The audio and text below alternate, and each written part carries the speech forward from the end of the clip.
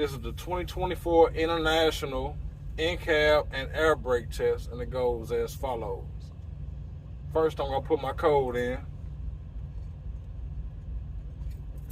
Next, I'm going to turn my key to the safe start position where my dashboard lights up and my gauges cycle around. I'm going to make sure that my ABS light comes on and goes off on the truck and on the trailer. Next, I'll turn the engine on and I'll start stage 1. At this time, I'm going to be pushing in my valves, my tractor protection valve and my trailer protection valve. Stage 1 is I'm going to air up my air tanks to 120 to 140 psi or the governor cutout, at which point I should hear a sneeze.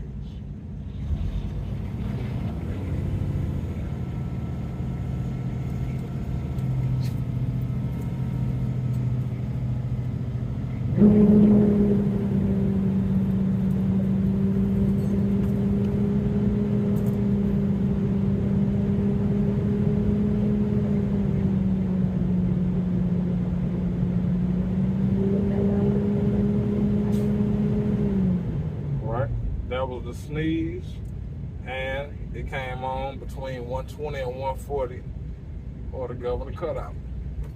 Next, I'll turn my truck off and turn it back to the safe start position.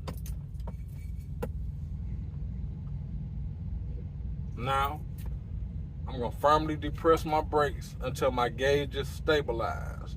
I'll be checking to make sure I don't lose more than 4 psi in 1 minute while listening for air leaks.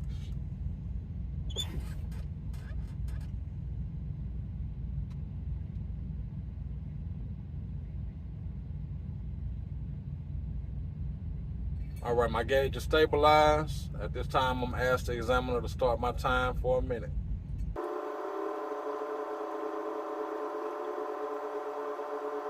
We're going to call it a minute. So the examiner is going to say, okay, that's a minute. Once he says that, take your foot off the brake. Say, I didn't lose more than 4 psi, as long as you didn't lose more than 4 psi. Stage 3, I'm going to pump down on my brakes until my warning light and buzzer come on at or before 55 psi.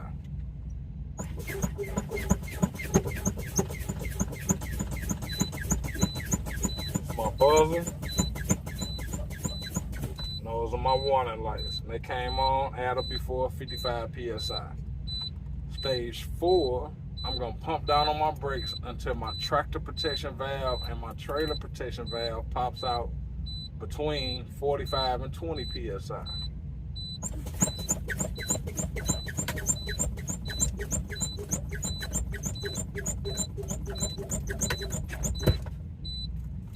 Both valves popped out between 45 and 20 psi. Next, I'm going to turn my truck back on and do my tug test.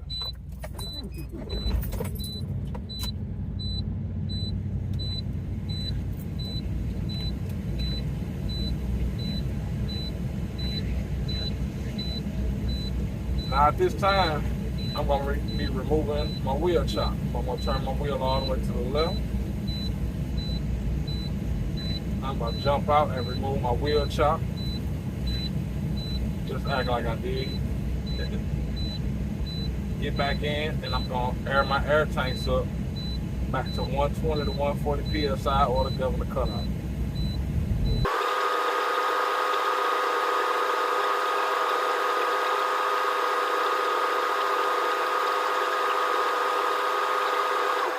Alright, so now my air pressure is built back up to the governor cutout.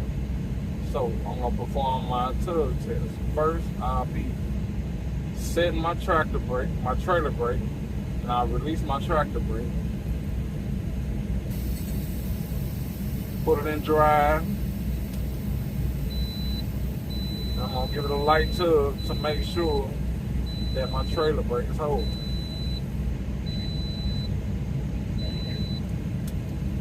Alright. Now, since this is an international, I cannot perform a tug test against my tractor brake because it's a safety feature of the international. It will not going to gear. Next, I'm going to release both brakes, put it in drive, and I'm going to pull forward to 5 miles per hour, apply my service brakes, and make sure that my trailer brake is holding.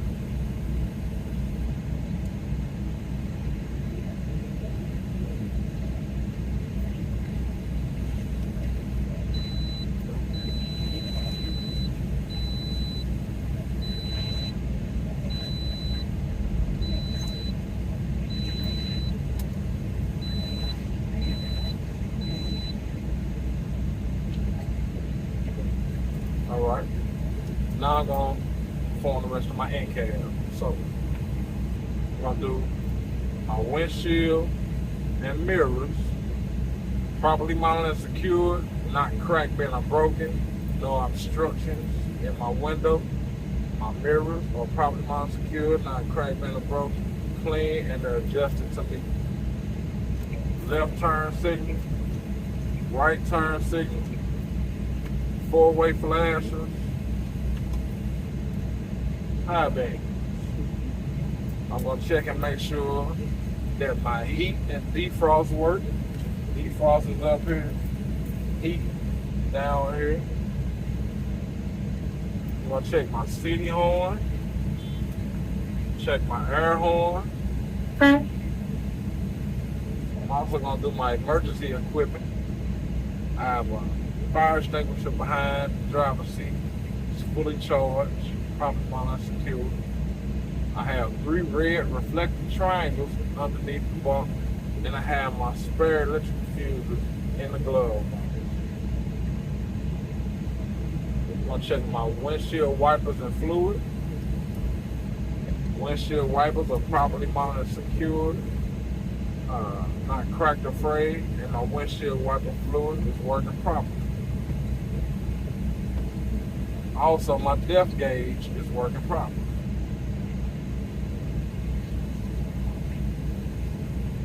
And once you think you have it all, do a once-over mental checklist in your mind. Make sure that you did not miss anything.